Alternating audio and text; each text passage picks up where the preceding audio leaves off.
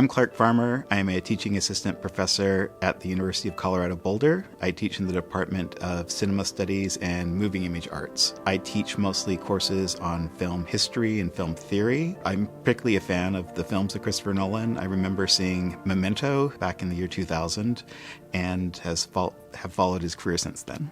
Christopher Nolan, in an interview, once said that he was an indie filmmaker working within the studio system. He's somebody who very self-consciously draws from sort of a tradition of art cinema and infuses that into the genre of the blockbuster movie. In worldwide box office, his films have made over $6 billion. He's somebody, if you kind of just look at the numbers, one of the most financially successful filmmakers of all time.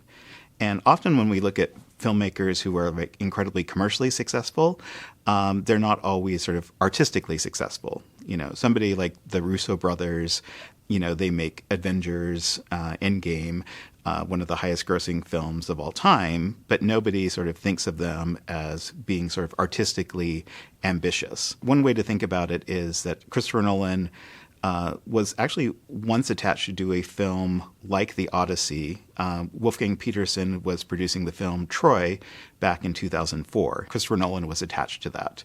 But then Wolfgang Petersen decided that he wanted to take that over. Now, Wolfgang Petersen is somebody who, you know, made kind of commercial blockbuster films, but didn't have all that much sort of artistic ambition for them.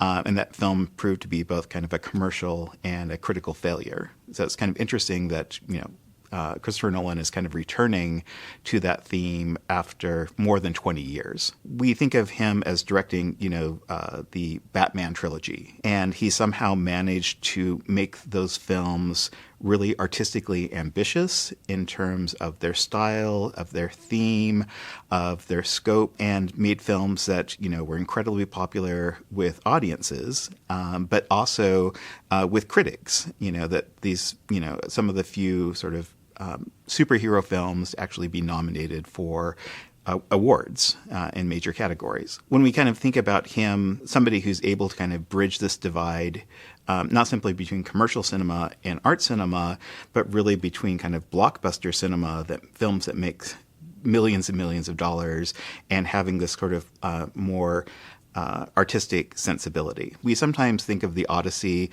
because we're assigned to read it at school, as being kind of high art. And then certainly it is an incredibly important piece of high art. But back in its day, it was also sort of the popular entertainment. In some ways, it's kind of equivalent to Shakespeare, that Shakespeare we think of as being high art, but it's also had this strong appeal to large groups of people. It has a lot of like humor, including scatological humor, sexual humor, and you see similar sort of things with the Odyssey. You know, it tells, you know, a very kind of gripping story. It has monsters in it. It has kind of extreme moments of violence in it. Taking something like the Odyssey and pushing it into kind of the level of the blockbuster and maintaining its kind of artistic integrity, but also something that's enjoyable to watch with a bucket of popcorn. That's exactly, I think, why Christopher Nolan's right for this project. Another thing that makes Nolan well-suited for shooting something like the Odyssey is his commitment to film as a medium, that he is very careful to use practical effects when he can instead of digital effects.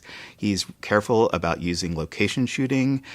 He's very dedicated to using actual film stock. You know, the Odyssey is shot completely on these giant IMAX cameras, which have very sort of like large frames that contain a lot of information. When you look at something like his Batman films, these are these, you know, superhero films, but they're very much kind of grounded in reality. Nobody has superpowers. There's no sort of garish colors. The ancient Greeks heard these stories, and they had like gods and goddesses and monsters. You know, this wasn't like science fiction. This wasn't mythology. This was describing real life, you know, that they really did believe in those things.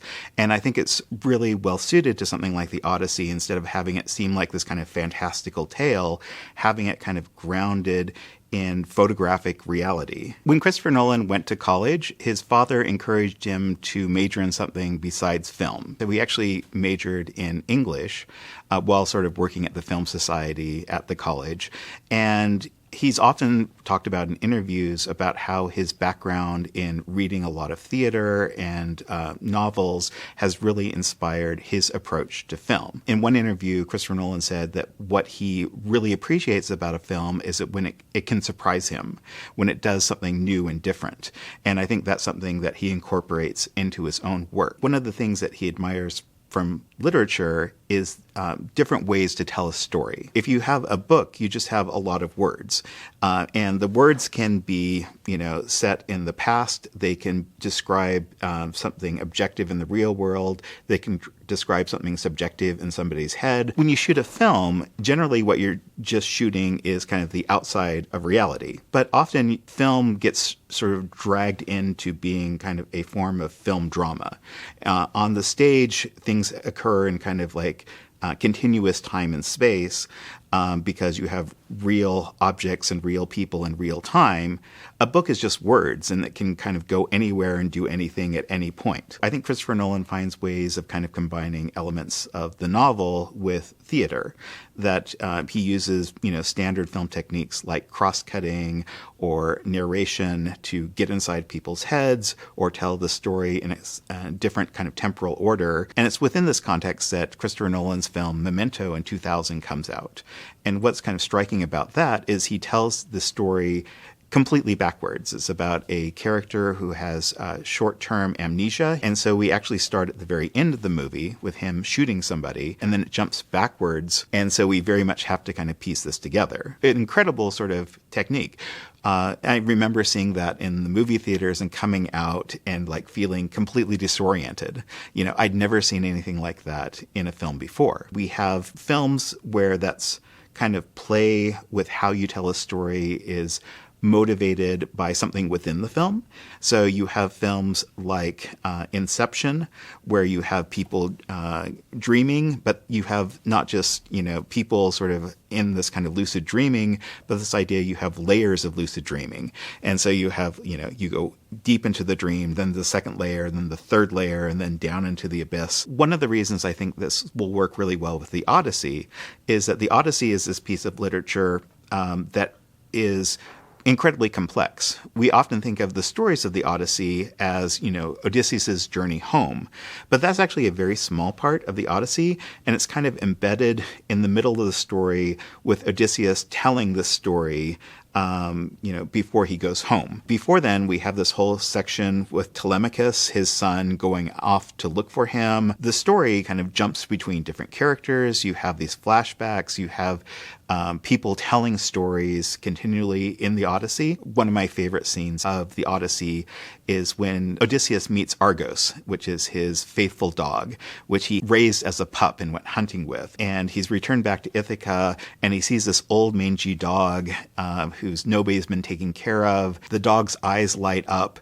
to see his master, and we get this kind of backstory, and then the dog just keels over and dies. But, the faithful hound has recognized the master and sort of fulfilled the role of being a loyal, waiting servant. If you look at the Odyssey, one of the major themes of that is the return of Odysseus to his family, his wife, and his son Telemachus.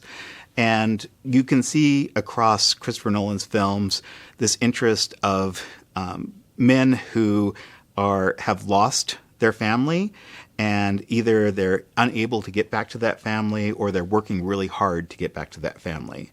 So there are certain films that have kind of lost wives that they can't get back to. So if you think about Memento, the central character's wife has been murdered. If you look at a film like Inception, the Leonardo DiCaprio's character has this wife who's committed suicide, and his grief is kind of causing him to interfering with his mission. And you have a number of films about fathers trying to get back to their families, especially their children. So even a film like The Prestige, you have the Christian Bale character undergoing sacrifices at the end in order to get back his daughter, who's been taken by the Hugh Jackman character. But Interstellar is sort of like the film about a father and his daughter and trying to come back to her. Because the whole thing with the Matthew McConaughey character is that he's promised his daughter that he's going to come back to her despite going out to the deep reaches of space and past into a black hole. But he somehow manages to come back to her at the end. This idea of like overcoming incredible obstacles to sort of like regain a lost family is something that we see across a lot of Christopher Nolan films and will fit in really well with his approach to the Odyssey. One other thing you can say about the Odyssey, this is about a character who, achieves incredible things against great difficulty. His version of the Odyssey, they're going to go back to the Trojan War and kind of talk about the Trojan horse and how Odysseus was like key for ending this multi-year war. And then overcomes this great difficulty to get back home.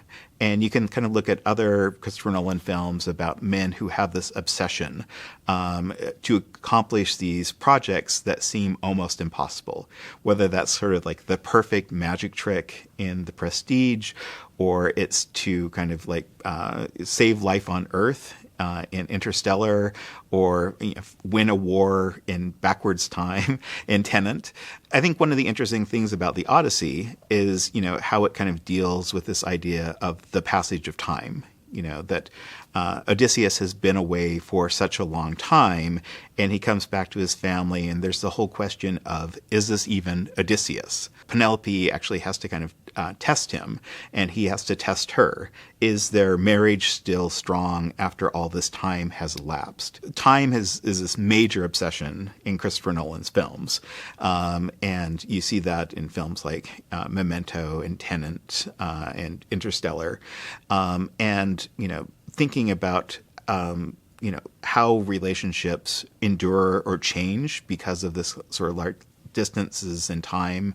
I think that will sort of play into his approach to the Odyssey as well. So I'm really excited that Christopher Nolan is adapting the Odyssey, because one area that he struggled with in his filmmaking is female characters. If you look at his films, they've always kind of centered on men, and often their motivation has been a woman. The women focus more as this plot device, a motivation, rather than being these fully fleshed out characters. So if you think about, the wife in Memento or in Inception, they're both dead. They don't get to be kind of fleshed out, interesting characters. So in The Prestige, Hugh Jackman's wife dies, and that becomes like the motivation for him wanting to get revenge on Christian Bale. But she herself isn't this kind of fleshed out character. I think what's interesting about the Odyssey is that you actually do have this incredibly complex, interesting character of Penelope. In a lot of ways, she is a character who is as clever as Odysseus, that she makes this promises to the suitors that, when she finishes the tapestry, that's when she will wed someone, but she undoes the tapestry every night. She manages to somehow be a good hostess, which is incredibly important in ancient Greek culture, while maintaining an arm's length from the demands of the suitors. So Penelope is this kind of fully fleshed out, interesting character. You also have people like Circe's, both antagonist figures as well. So it'll be interesting to see what he does with that in the film. Very often his films are original scripts co-written with his brother. And I think it's interesting that he's doing an adaptation, and I think doing an adaptation where he has to kind of adopt another person's point of view will actually sort of push him towards things like having kind of more complex female characters. Christopher Nolan has made films that have been set in the past. I mean, we have Dunkirk, we have Oppenheimer, we have The Prestige, but all of those are kind of more recent past. This is the first time he's had a film that's set in the distant past, and not simply the distant past, but this kind of mythological past. The Odyssey is not history. It was already in its time kind of mythological history. But this idea of kind of taking a time period that is so distant from us, that has a different kind of worldview, I think that will kind of push his perspective because, he is somebody like all of us, somebody who lives in the 21st century. His films are often kind of like very much future oriented. The idea of speculative fiction as part of his work. This is a film that's kind of like looking backwards, like where did we come from? And that kind of different perspective, I think, will be really kind of fascinating what he does with that. Christopher Nolan has worked in a lot of genres that have these kind of fantastical elements to them, whether that be through things like superheroes or through kind of speculative fiction with things where time travel is possible. This will be the first time he's dealing with the idea of mythology, of, that the unusual things happen in the world, not because of kind of science, but because of the gods. A lot of his films do seem to be kind of grounded in a kind of science and a kind of materialistic view of the world. When I first heard that he was directing the Odyssey, I was kind of worried that they'd kind of strip away all of the magical materials. From what I've heard so far, from the cast list and from the trailers, is, they'll actually have goddesses. They'll actually have, a cyclops. Hopefully Circe will be turning his sailors into pigs. Hopefully we'll be seeing sea monsters, because I would actually like to see this kind of world where he's kind of taking elements of the fantastic, but in his very sort of grounded, rooted style, combining those two things together. Yeah, my hope is that the mythological aspect will really kind of push Nolan to give us a view of the world that pushes against his inclination towards kind of more of the scientific, that he reinvests a little bit of the fantastical, the spiritual into his work. Over the last few decades, a lot of people have predicted the death of cinema. Christopher Nolan proves that cinema is still an incredibly lively, ongoing art form. I'm really looking forward to seeing the Odyssey, because Christopher Nolan is taking this ancient work and bringing it up into the modern era with the technology and the storytelling possibilities of cinema, proving that cinema is not a dying art form. It's living, it's creating new things, it's interacting with the past while laying out a future for itself.